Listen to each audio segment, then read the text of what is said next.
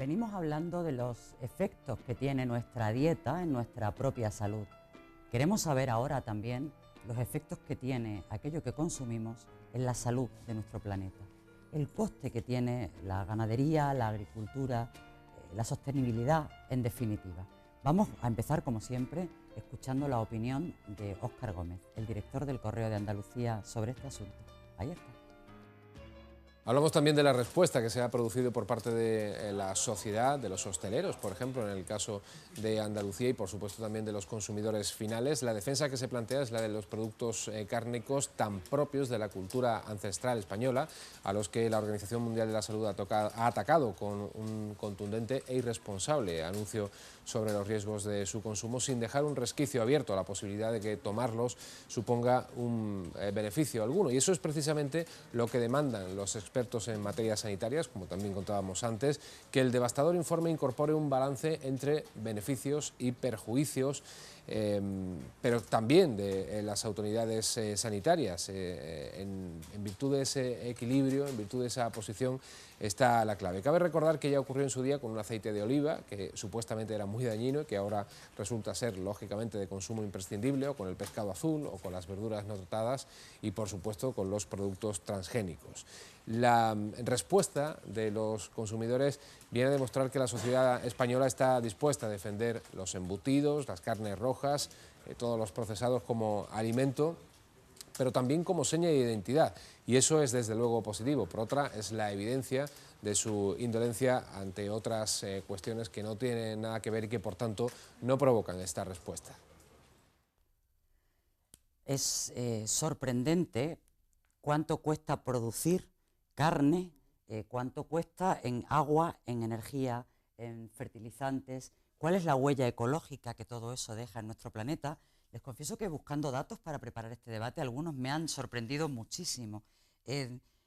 Hacen falta 550 litros de agua para producir la harina necesaria en una ración de pan en los países industrializados. 550 litros de agua y 7.000 litros de agua para producir 100 gramos de carne de ternera. Esto es realmente llamativo. Juan, ¿cuánto cuesta producir carne? Pues, desde el punto de vista ambiental, que veremos que es nocivo, igual no me gustaría decir que es malo necesariamente, pero sí, desde luego, es muy caro en comparación con otro tipo de consumos posibles. Yo, entrando en esta pregunta, Pilar, y también respondiendo a lo que se decía antes, ¿no? En la editorial se comentaba, claro, la defensa de los productos cárnicos como propios. Yo creo que va a haber que defenderlos. ¿En qué manejos sí verdaderamente han sido propios y tradicionales? Lo que no es propio ni de nuestra cultura es que se consuman 100 kilos de carne al día, o sea, lo que estamos al año, perdón, eso es lo que decíamos, que estamos ahora mismo por persona y año en la disponibilidad. La ingesta luego puesta en 50 o 60 kilos por la carne que se pierde. O sea, eso no es tan propio de nuestra cultura mediterránea, eso es algo que hay que dejar claro, que en los años 90 tocamos ese techo y llevamos teniendo una dieta que verdaderamente no es la que ha sido tradicional nuestra ni en nuestra cultura mediterránea. Eso conviene, es una buena puntualización. Lo digo porque tiene un efecto negativo desde el medio ambiente, principalmente si somos cada vez más personas y tenemos un consumo tan elevado.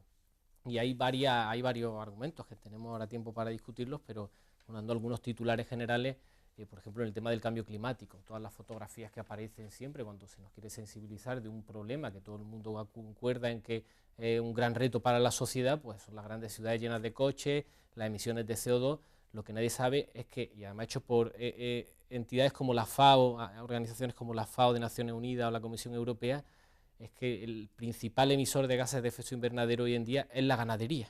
Una ganadería que, por cierto, no vemos, porque hoy en día, en países como España, en los países industrializados, una ganadería intensiva, que no una ganadería extensiva, y que está comiendo muchísimos millones de toneladas de piensos que vienen de otros países, y que en todos estos procesos y derivados de la propia ganadería hacen que el consumo de carne sea el principal emisor de gases de efecto invernadero. Y esto, claro, es difícil de imaginar. Transporte, por ejemplo. Más que todo el transporte global, o sea, más que todo el transporte global, de todos los medios de transporte sumados, el consumo de carne representa, insisto, en un 18% en la media global, y en los países europeos va moviéndose en diferentes escalas. O sea, que si se quiere y se trata de poner solución a un problema tan grave, casi nadie, o al menos el debate general entre la ciudadanía, no se suele mirar hacia la ganadería, pero la dieta es un elemento que puede ser más determinante incluso que el transporte. ¿Y cómo es esa ganadería sostenible, esa producción que el propio Óscar Gómez, el director del Correo, apuntaba en una especie de rebelión entre los consumidores, o de rebeldía, por parte de los consumidores, los productores, con el informe de la Organización Mundial de la Salud. Cuando pensamos, creo que los cuatro, que el informe de la Organización Mundial de la Salud tiene una razón de ser, tiene unos contenidos que están contrastados desde el punto de vista científico, y que lo que hay que modificar son los hábitos de consumo y también los de producción, ¿no? Hombre, yo creo que el informe de la OMS, lo que comentaba Juan, es claro, ¿no?, y directo. O sea, yo no creo que entre en ninguna polémica ni que entre en irresponsabilidad. Yo simplemente pienso que lo que informa, yo creo que aquí estamos todos de acuerdo, sí. Informa de una situación que es real, y es que, bueno, pues estos productos tienen efectos sobre la salud y tienen efectos sobre no solamente el cáncer, sino, como hemos hablado, otras enfermedades cardiovasculares, por ejemplo, ¿no? Y yo creo que esto lo que no atenta para nada con los modelos de consumo tradicional ni de producción tradicional. Pero los de verdad, no los de los últimos años. Efectivamente, ¿no? O sea, aquí no se está cuestionando modelos de producción tradicionales, de calidad y, bueno, sostenibles, ¿no? Sino lo que se está cuestionando es el modelo de consumo actual con exceso producción intensiva, que eso no afecta sobre la salud, sobre el medio ambiente, sobre los animales, etcétera, ¿no? Y eso es lo que se cuestiona, y esa globalización que está llevando a ese modelo excesivo, ¿no? De hecho, yo creo que hay que tener cierto cuidado a la hora de intentar enarbolar de forma pseudopatriótica, ¿no?, consumos excesivos que nada tienen de culturales, sino que todo lo contrario, en realidad han ido al albor del proceso de globalización y de dilución de las culturas tradicionales, y enarbolarlos eso, ¿no?, de forma tan espaventosa. De hecho, recuerdo, hace poco vi una foto de una política en Asturias que dio una rueda de prensa delante de un plato lleno de morcillas y de chorizos, ¿no?, para decir que ella había estado comiendo morcilla y chorizo toda su vida y que no le había pasado nada, ¿no? Que recuerda cuando Santiago Carrillo decía, si yo he estado fumando toda la vida y mira cómo estoy. Entonces, yo creo que la Organización Mundial de la Salud ha puesto un foco, y nosotros ahora mismo también, y hoy yo agradecería escuchar a políticos argumentar en torno a otro foco, que es el que ha comentado Juan, ¿no? Y es decir, bueno, es que mirando a la salud tal vez los problemas no sean tanto a nivel de consumo, sino que sean a nivel de producción, ¿no? Entonces, ¿cuáles son los problemas de salud a nivel de producción? Porque además, actuando ahí, seguramente vamos a acabar actuando sobre la parte de consumo que está relacionada con la oferta de productos, ¿no? ¿Y qué diferencia hay entre la ganadería intensiva y la ganadería extensiva? Por ejemplo, piensa en la gente que nos está viendo en casa, que no es experta, que no sabe qué diferencia hay entre un cerdo criado en montanera o un pollo criado en una nave de estas comiendo pienso todo el día. Bueno, mucha gente se sorprenderá cuando hable con sus padres o sus abuelos, la gente del pueblo, que decía, bueno, antes todo esto estaba lleno de animales, ¿no? Todo estaba lleno de ganado, y el ganado ya no hay ganado en el campo, y parece que no hay ganado en Andalucía y que no hay en el país. ¿En los entornos rurales? Bueno, ahora mismo hay 3 veces más ganado del que había hace 3 o 4 décadas. El problema es que no lo vemos. La diferencia es que esa ganadería no es extensiva, y además aquí se da una paradoja bastante interesante. Depende de los cálculos, entre 4 y 5 millones de hectáreas en España de pastos están abandonadas. Sin embargo, tenemos una ganadería que es 3 veces mayor. ¿Y qué come? Nosotros no tenemos territorio suficiente para alimentar, o sea, y para sostener el consumo de carne que actualmente tenemos. Bueno, ¿de dónde viene esto, de esta ganadería intensiva? Principalmente de piensos procesados, de grano, que estamos importando principalmente de Latinoamérica, de Brasil y de Argentina. En España, con un estudio reciente que se ha hecho, si estimásemos lo que se conoce como tierra virtual, o sea, la tierra que necesitamos para alimentarnos a nosotros y que en España no ponemos, porque el país se nos ha quedado pequeñito para alimentarnos con estas pautas que tenemos ahora mismo, nos harían falta 7 millones de hectáreas adicionales, o sea, borrar media Andalucía del mapa y sembrarla principalmente de soja y de maíz, para alimentar a esta ganadería intensiva que no la estamos viendo. El problema es que esto tiene muchos costes, ¿no? Y además ahora lo podremos analizar desde el punto de vista de políticas del futuro. Tiene costes fuera, no solo para nosotros, está detrás de procesos de deforestación en buena parte de Latinoamérica y otros problemas vinculados a la agricultura intensiva, transgénico, en ese tipo de países. Pero además, antes hablaba ahí, decir, bueno, consumir un filete requiere 7 litros de petróleo. Bueno, es que buena parte de esos 7 litros de petróleo tienen que ver con el transporte de los piensos y de los productos asociados, y que además tienen esta granja intensiva. traduzcamos todo esto en problemas de salud ambiental, de salud personal, pero también, y que yo creo que esto es algo que luego nos va a entender la gente, problema económico. Estamos destinando, hay varios informes que hablan de que comemos petróleo, o sea, en España alrededor de 1 de cada 3 unidades energéticas que gastamos de petróleo está derivado de la manera en la que comemos, de cómo embalamos los alimentos, de cómo los procesamos, de cómo los transportamos, y España no tiene petróleo, o sea, nos estamos gastando miles de millones de euros al año en un modelo de consumo que es que no es que sea malo para la salud o para el Amazonas, si hay argumentos que no convence a ciertas personas, es que nos cuesta dinero además y tiene consecuencias económicas. ¿Y qué comen los animales? Porque las vacas, las terneras son vegetarianas, ¿no? Comen hierbas o pasto. Claro, la ganadería ¿Y extensiva ahora? generalmente utiliza los pastos, pero el problema de la ganadería intensiva principalmente deriva de grano y de cereal, por lo que antes hablaba y decíamos que la ganadería actual es costosa, que además es nociva, pero es mucho más costosa que otros sistemas, que nosotros producimos cereal a escala global y tenemos dos opciones, o comérnoslo directamente nosotros o alimentar a esos animales que principalmente comen maíz y soja. De hecho el 70% de la soja mundial se utiliza para el consumo de alimento animal. Esa es de la manera en la que se alimentan este tipo de ganadería y de ganadería intensiva. El problema es que, claro, si nosotros la consumimos directamente es mucho más eficiente que dársela al animal, que en el proceso metabólico pierde energía, que luego no comemos todo el animal, de manera que entre 5 y 30 veces requerimos más tierra para consumir un producto cárnico, una caloría de carne, que una caloría directamente consumida de una dieta vegetariana. Esto es interesante, y ya termino, porque cuando desde ciertos grupos se alude a una dieta más vegetariana, mucha gente lo que termina frivolizándolo y diciendo, bueno, que sí, la defensa de los animales, que a mí me parece un argumento loable. No es que no solo eso, es que estamos mucha gente con una dieta que no tenemos territorio ni recursos suficientes para mantenerla. Para mantenerla, efectivamente. Y cómo, lo más difícil probablemente es cómo cambiar los hábitos sociales para acostumbrarnos a consumir lo que se produce cerca, para que haya menos gasto de petróleo en el transporte y menos contaminación a la atmósfera derivada de ese transporte. ¿Cómo cambiar esos hábitos sociales? Las autoridades tienen algo que decir, los medios de comunicación también probablemente, la educación en los colegios. Es un cambio del conjunto de la sociedad, pero ¿por dónde empezamos a abordarlo? Porque ha triunfado el modelo que ahora se revela como que nos genera obesidad, que nos genera una calidad de vida, a lo mejor una esperanza de vida mayor, pero una calidad de vida no tan buena. ¿Por dónde empezamos a cambiar esos hábitos sociales? Vosotros que sois conocedores de la salud comunitaria, ¿cómo convencer a la gente de que es mejor?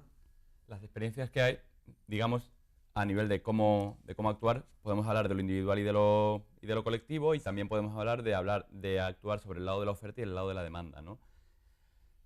Sobre el lado de la demanda, a nivel individual, sí que hay muchas experiencias de intentar, desde principalmente el ámbito de la educación, ¿no? El problema es que suele poner mucho énfasis en la educación individual, y eso tiene una capacidad de generación de cambio sostenible y a largo plazo súper pequeña, con un impacto muy nimio, ¿no? Sin embargo, donde hay bastantes experiencias y bastante interesantes, tanto para bien como para mal, es a nivel de políticas que actúan a nivel colectivo sobre la oferta. Un ejemplo, que además seguro que muchos de las personas que nos están viendo lo conocerán: hace unos cuantos años en Estados Unidos, Michael Bloomberg, el antiguo alcalde de Nueva York, intentó poner un impuesto, una tasa adicional sobre las bebidas azucaradas de tamaño grande, ¿no?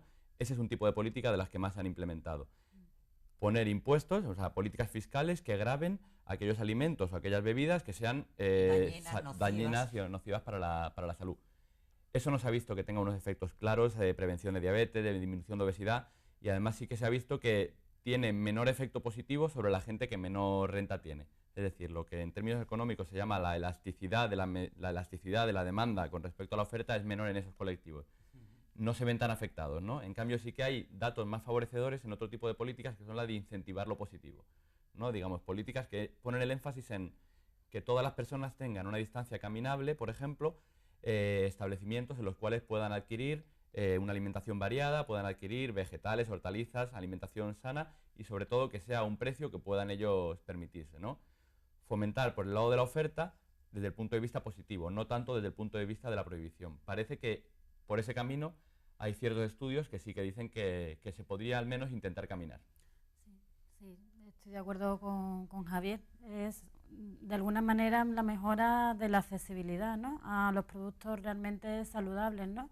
Bueno, lo veníamos comentando, ¿no? En la mayoría de los establecimientos, centros educativos, centros de trabajo, bueno, pues simplemente las máquinas dispensadoras, ¿no? Muchas veces, pues, cuando queremos comprar algo de comer, algo de beber, pues lo que tenemos accesible, pues, o un dulce, o un sándwich, o una Coca-Cola, ¿no? Claro. Hay estudios donde se promueve, ¿no?, que esos establecimientos tengan acceso a alimentos saludables, ¿no?, como la fruta, la verdura, que a media mañana, en vez de consumir un dulce, pues puedas tener acceso, ¿no?, a fruta. Pues desde esa perspectiva, la mejora de la accesibilidad puede ser una vía muy interesante. Sí, podemos imaginar todo lo que sería la alimentación como una cascada, ¿no?, en el cual en la parte superior de la cascada estarían los determinantes más macro, ¿no?, los determinantes más sociales, económicos, políticos, de a nivel de producción, etcétera. Y al final de la cascada, abajo del todo, estaría la persona individual consumiendo. Si actuamos encima de la cascada, esos factores de encima de la cascada se irán transmitiendo hacia abajo. Si solamente actuamos al final de la cascada, todo lo demás que se ha producido difícilmente será cambiable, ¿no? Esa es una de las cosas que hay que intentar transmitir, sobre todo a la gente que toma las decisiones, ¿no? Pues eso es importante, sobre todo en los que toman las decisiones y en los que consumimos. Juan, en Andalucía presumimos generalmente, presumen nuestras autoridades y también de la producción hortofrutícola, por ejemplo, de la calidad de nuestro aceite de oliva. ¿Eso nos lo comemos nosotros o lo vendemos fuera y aquí nos comemos otra cosa? En el caso del aceite de oliva, afortunadamente tomamos mucho aceite de oliva. En el caso del aceite de oliva, probablemente. Probamos mucho y también de fruta. O sea, hay algunos elementos que efectivamente tenemos una producción tan prominente que verdaderamente mucha se queda en casa. Pero sí es verdad que también estamos importando otra mucha en el tema de los productos cárnicos industriales que no son propios de aquí y que verdaderamente lo estamos introduciendo en nuestra dieta y no son propios. Y estamos dedicando mucho a la agroexportación. Con el problema que se hablaba el otro día, yo creo en el programa, ¿no?, con Manuel Delgado Cabeza, que es experto en la cuestión, sí, que buena parte del valor añadido, que uno de los problemas que tenemos, no se queda aquí.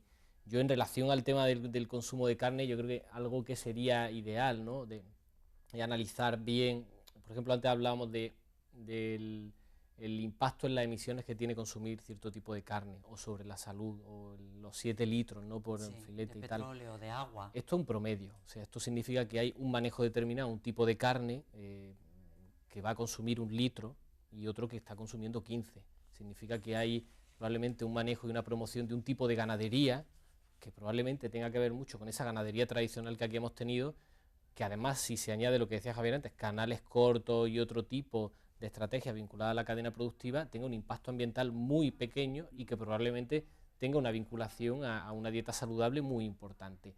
Por eso, volviendo también al informe de la OMS, no se trata de meter en un cajón desastre todas las carnes, sino que ahora lo que se trata es de discriminar cuáles son mejores desde el punto de vista de la salud, mejores desde el punto de vista de los ecosistemas, de la salud de los ecosistemas, y a partir de ahí, sin duda, la pregunta que hacía antes, es canalizar las políticas públicas en esa dirección. O sea, porque es que promocionar, por ejemplo, la producción de manejos tradicionales de la ganadería extensiva con algunas prácticas ecológicas probablemente tenga mucho impacto, un impacto ambiental mucho menor que una ganadería intensiva, que además de productos que vienen de Latinoamérica. Tenemos buena parte del campo andaluz que está abandonado y mucha gente que no está trabajando. O sea, no se trata de decir con este mensaje los ganaderos andaluces se quedan en el paro o esto tiene un impacto económico negativo. No necesariamente según el modelo de réplica que se haga y el modelo alternativo. Puede que sea mucho más patriótico, si se permite la expresión. Está hablando de la utilización de recursos endógenos, o sea, de buena parte de los pastos que están abandonados, ¿no? Eso genera riqueza también, porque puede que claro, la duda sea si esas cosas, si esas prácticas que al final nos conducen siempre al cambio de modelo productivo, si generan riqueza para los ganaderos andaluces, para los agricultores andaluces, por ejemplo, más que hacer bandera del patriotismo malentendido, al contrario, ¿no?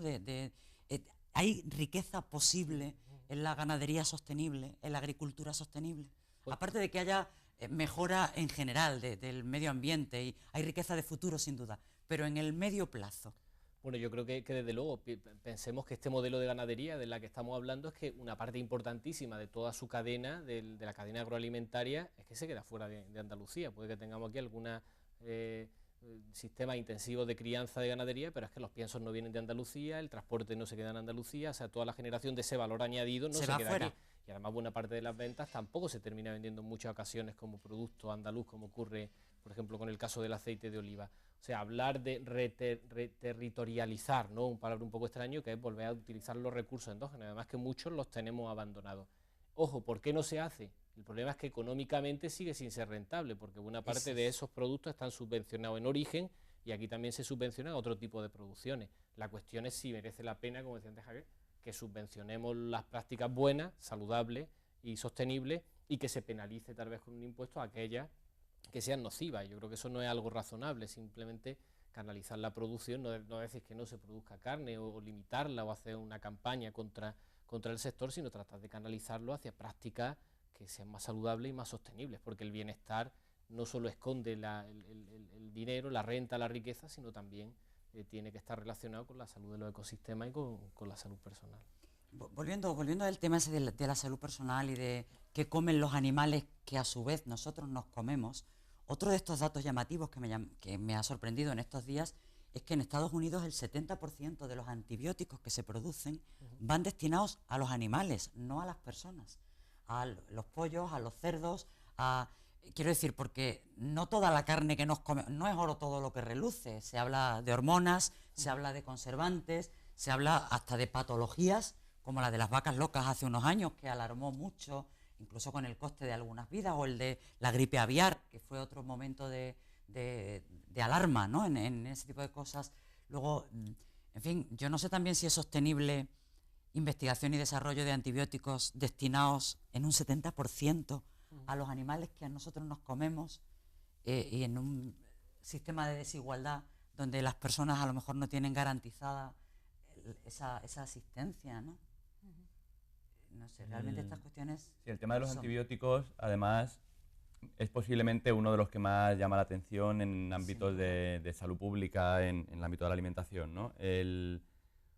Todo el mundo sabe que es cuando los antibióticos se utilizan mucho, se utilicen bien o se utilizan mal, cuando los antibióticos se utilizan mucho, acaban generándose resistencias, ¿no? Entonces, cada vez los microorganismos, las bacterias, se hacen más fuertes y no responden de la misma manera a esos antibióticos. Entonces, tenemos que tener otro tipo de antibióticos que tengan la capacidad para vencer, digamos, para destruir a esas bacterias resistentes. Con la intensificación del uso de los antibióticos en animales, en ganadería, sí que se ha visto que se ha correlacionado con un incremento de la aparición de resistencias, de aparición de bichos resistentes, que en un momento dado pueden ser los bichos que infectan a las personas. Un ejemplo de eso, hay algunos estudios que lo que han hecho es medir cuántos de los trabajadores que trabajan en la ganadería en Estados Unidos tenían en las fosas nasales un bicho que se llama Staphylococcus aureus meticilin resistente, que es como, digamos, la bacteria multiresistente estándar, ¿no? La clásica, la más conocida. Y se vio una elevadísima tasa de colonización por ese germen en trabajadores que trabajaban en un entorno con una alta presión antibiótica, que se llama, esa gente luego va a su casa, tiene relación, etcétera, etcétera, con sus familiares, es decir, que pueden ser potencialmente vectores de gérmenes multiresistentes. Es uno de los problemas, la alta presión antibiótica en la ganadería. Lo que pasa es que no está muy claro cuál acabará siendo el efecto de eso a nivel clínico sobre la población, pero no cabe duda que es uno de los problemas sobre los cuales hay una bandera roja para monitorización y para investigación. El problema es que a nivel económico posiblemente los antibióticos sean el grupo farmacéutico que menores incentivos tiene la industria farmacéutica para producirlos, porque una vez producido tienen un uso muy intensivo durante un corto periodo de tiempo, pero una vez pasado ese periodo de tiempo en el cual ya se generan resistencias, su comercialización ya no es tan rentable, por lo cual pues eso, no hay tantos incentivos positivos para la industria farmacéutica para su producción, ¿no? Bueno, nos quedan 2 minutos para terminar el programa. Yo creo que estamos hablando de cosas muy interesantes, con mucha mayor incidencia en nuestras vidas cotidianas de las que aparentemente pudiera parecer. Ese informe de la Organización Mundial de la Salud que conviene tomar en serio y que conviene leer la letra pequeña, no quedarnos solo en el titular, esa necesidad de equilibrio en la dieta, en la que se reduzcan las proteínas de origen animal. Estoy intentando sacar conclusiones, me podéis corregir en cualquier momento o añadir cualquier otra cosa, ¿no? Sino que se equilibren con proteínas vegetales, con fruta, con verdura. No hemos hablado mucho de pescado, no era el tema de hoy, pero no sé si también algo sobre la pesca se podría decir en estos momentos como otro componente esencial de la dieta, y si también en la pesca se producen algunos de esos efectos similares, alguna de esa huella ecológica similar a la que deja la ganadería intensiva, pero entendemos que no hemos hablado nada de pescado, pero que el consumo de pescado también es necesario en la dieta, ¿no? Por supuesto, es necesario en la dieta y también estoy de acuerdo con que deja huella ecológica, ¿no? Ya, bueno, nada más que hay que escuchar las opiniones, ¿no? Y las informaciones acerca de la pesca también, bueno, extensiva, ya llegando, bueno, a unas técnicas que se lo llevan todo, ¿no? Se llevan todo el fondo marino. Y además no solamente eso, ¿no? Las cantidades de plásticos que hay en los océanos, eso que están consumiendo, ¿no? Esos peces que después nosotros integramos en nuestra dieta. Yo quería también hacer una puntualización con respecto a lo que comentaba Juan antes, ¿no? El tema del debate de lo local y lo global, ¿no? Yo creo que es muy básico en este momento, ¿no? Cómo no se trata de cómo puede, lo ideal de movilizar ese modelo de consumo, ¿no? O sea, el problema no está en la economía local, ¿no? Sino cómo la globalidad está realmente afectando esa economía y cómo lo mismo ocurre pues cuando vamos a comprar una cosa a un establecimiento, ¿no? Y a mí algo que también me llama la atención es la difícil acceso que tenemos a los productos, ¿no? O sea, el difícil acceso que tenemos a productos locales, a productos de calidad, a, no sé, unos huevos, ¿no? Qué difícil es comprar unos huevos frescos, ¿no? O fruta fresca, ¿no? Yo creo que ahí hay que hacer énfasis, ¿no? En la necesidad de la economía local, de los productos locales y es mover ese modelo de consumo. Yo creo que ese debate es muy importante. Bueno, pues tendremos alguna otra oportunidad seguro de seguir hablando de estas cosas, de pensar en vivir más, pero no solo, sino en vivir mejor, de lograr un equilibrio entre nuestra salud, la salud del planeta y del medio ambiente, que nos va a dar a todos mayor y mejor calidad de vida. De recordar los beneficios de la dieta mediterránea, ojo, de la dieta mediterránea de verdad, la de nuestros mayores, no esa otra que hemos engordado con otras cosas que en nuestro tiempo se han puesto de moda por otras costumbres ajenas, y a partir de ahí seguir pensando que tenemos opciones para hacerle frente a las cuestiones que tienen que ver con la dieta y con la alimentación, con una salida fantástica que tiene que ver con nuestro sistema cultural real, que tiene que ver con la dieta mediterránea. Espero que les haya interesado el programa esta noche, porque sin duda lo que tiene que ver con nuestra salud y con nuestro entorno a nosotros nos interesa mucho. Volvemos la semana que viene, aquí, en Paralelo 36. Gracias por acompañarnos.